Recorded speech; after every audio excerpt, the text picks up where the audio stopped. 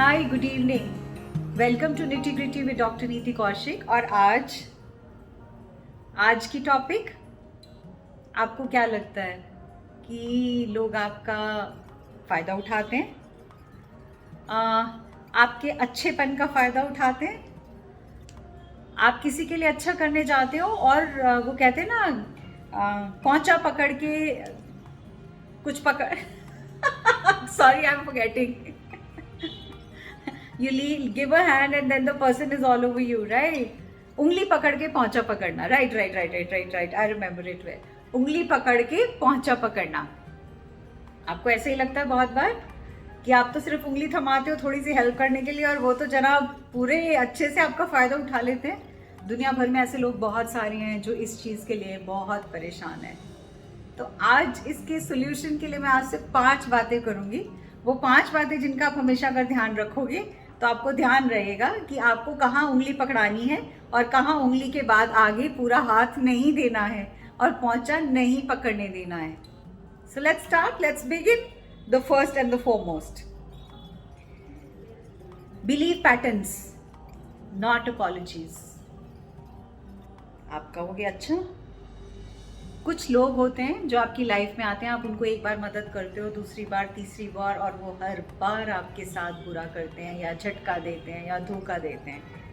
पहली बार भगवान ने उनको भेजा होता है आपको एक लेसन लर्न करने के लिए। आपको लेसन लर्न हो गया, आपने कहा नहीं यार, अगली बार आया मैं बिल्कुल इसकी हेल्प नहीं करने वाला हूँ या वाली हूँ, और अगली बार मैं ध्यान रखूँगी कि ये तो इसने तो मेरा मतलब बहुत फ़ायदा उठाया। पूरी तरह से आप अपने आप को तैयार रखते हो। सेकेंड टाइम वो पर्सन आता है, फिर से वही चिकनी चुपड़ी बातें, फिर से वही सब प्यार भरा संदेश, फिर से वही सारी बातें अच्छी अच्छी, और आप फिर से पिघल जाते हो और आप फिर से 100% नहीं 200% उसको दे देते हो, और फिर से आपका फ़ायदा उठाया जाता है और वही गलती फिर दोहराई जाती है।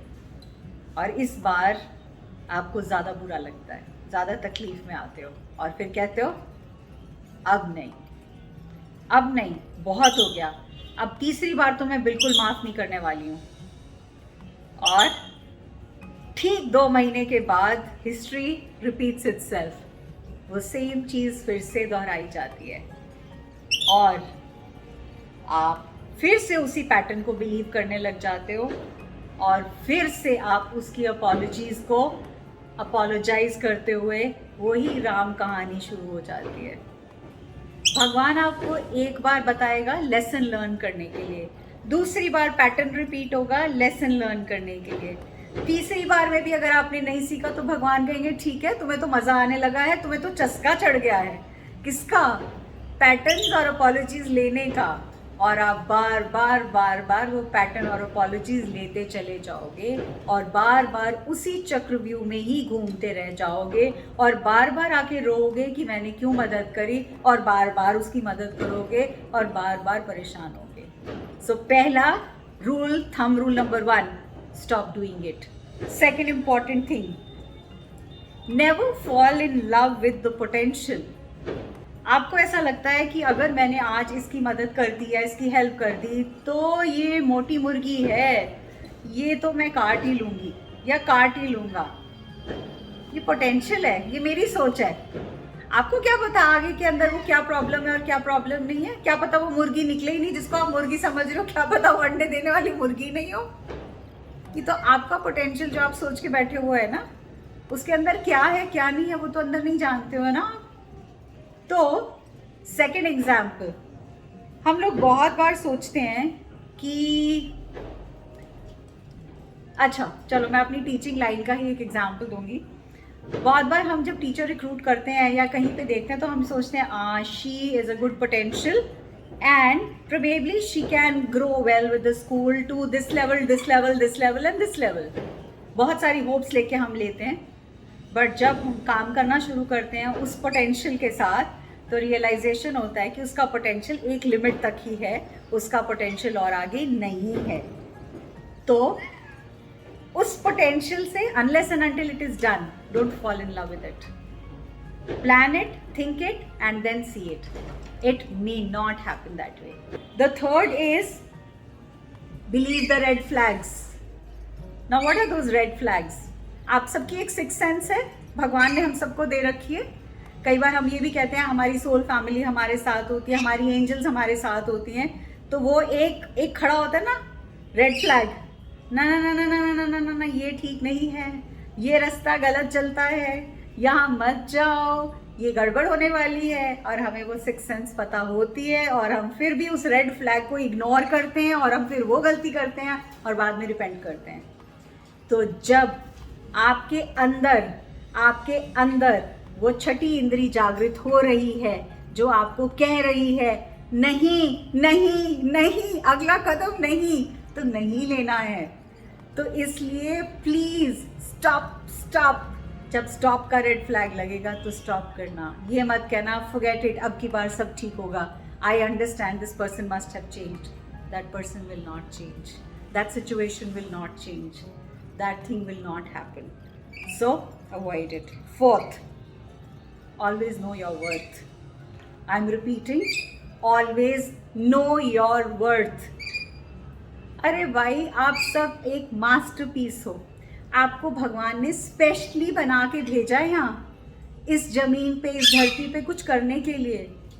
आप अपनी वर्थ ही नहीं पहचानोगे और किसी के लिए इतना गिर जाओगे कि वो जो भी कहे, दिन कहे तो दिन, रात कहे तो रात, और बाद में आप क्रिप करोगे या रोओगे या पीटोगे या दुखी होगे या परेशान होगे। तो आपको अपनी वर्थ पहचान नहीं है क्या? कितने नाजों से आपको आपके माँ बाप ने आपकी वर्थ बता के भेजा है, इतने नाजों से पाल के बड़ा किया है, आपको सब कुछ दिया है, आपको एजुकेशन दिया, आपको प्यार दिया, आपको इज्जत दिया, आपको शोहरत दिया, सब कुछ दिया है, और आप अपनी वर्थ ही नहीं पहचानते हो। किसी उस एक पर्सन की वजह से अपनी वर्थ को नीचे करोगे या मैनी पर्सन्स की वजह से? Stop doing it, it's going to hurt you and it's going to hurt you all the मोर।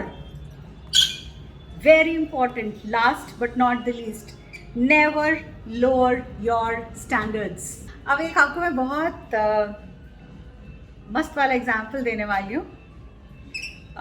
कुछ साल पहले, आज से करीब 10-12 साल पहले, I was switching from one place to another in terms of my work. So I called up a friend of mine and I asked him कि ऐसे ऐसे है, मुझे बताओ मैं चेंज करूं या नहीं करूं। तो उसने कहा कि जहां तुम जाने की सोच रही हो क्या वहां पे काम कम है? मैंने कहा नहीं, वहाँ काम ज़्यादा होगा। मैंने कहा of course, because it's a new venture, so I am entering, I have to prove myself, plus I have to put in more effort, so काम तो ज़्यादा ही होगा। उसने कहा और in terms of emoluments? I said obviously I am getting a raise and a jump. He said ठीक है, और जहाँ हो तो वहाँ काम? इनका वहाँ भी काम बहुत है, और जहाँ जा रही हो काम वहाँ भी काम बहुत है। ही सेड फिर रोना यहाँ भी है और रोना वहाँ भी है, तो साइकिल पे बैठ के क्यों रोना? मर्सिडीज में बैठ के क्यों नहीं रोना? Better go sit in the Mercedes, do the same damn work and put in your efforts there. Mercedes में बैठ के रो। Don't lower your standards, don't ever lower your standards. या तो वो करो या स्ट्रेट अवे से no, right?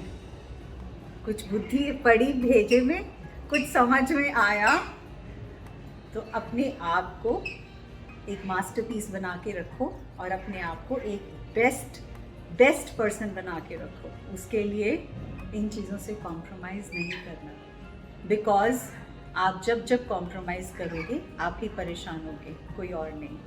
I hope this makes a lot of sense to all of you.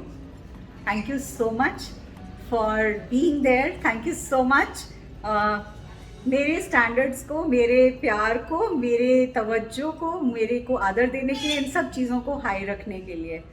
और यस, आपसे मिलती हूँ, आपसे बात करती हूँ और आपसे कुछ भी डिस्कस करती हूँ। तो चाहे अभी इस टाइम रात के 10:30 बज रहे हैं, लेकिन मुझे उतना ही मज़ा आ रहा है ये सब करने में, और मैं अभी भी उतनी ही चार्ज अप हूँ जितनी सवेरे स्कूल जाते समय थी। So once again, gratitude to you, heartfelt thanks to you for abundance, for love, for happiness, and for lots and lots of love that you've been showering. God bless. Gratitude once again. Thank you. In case you would want to listen to more on such topics, please mention in the comment box. We will be more than happy and ready to help you and assist you. बने रहिएगा, जुड़े रहिएगा। Thank you one and all.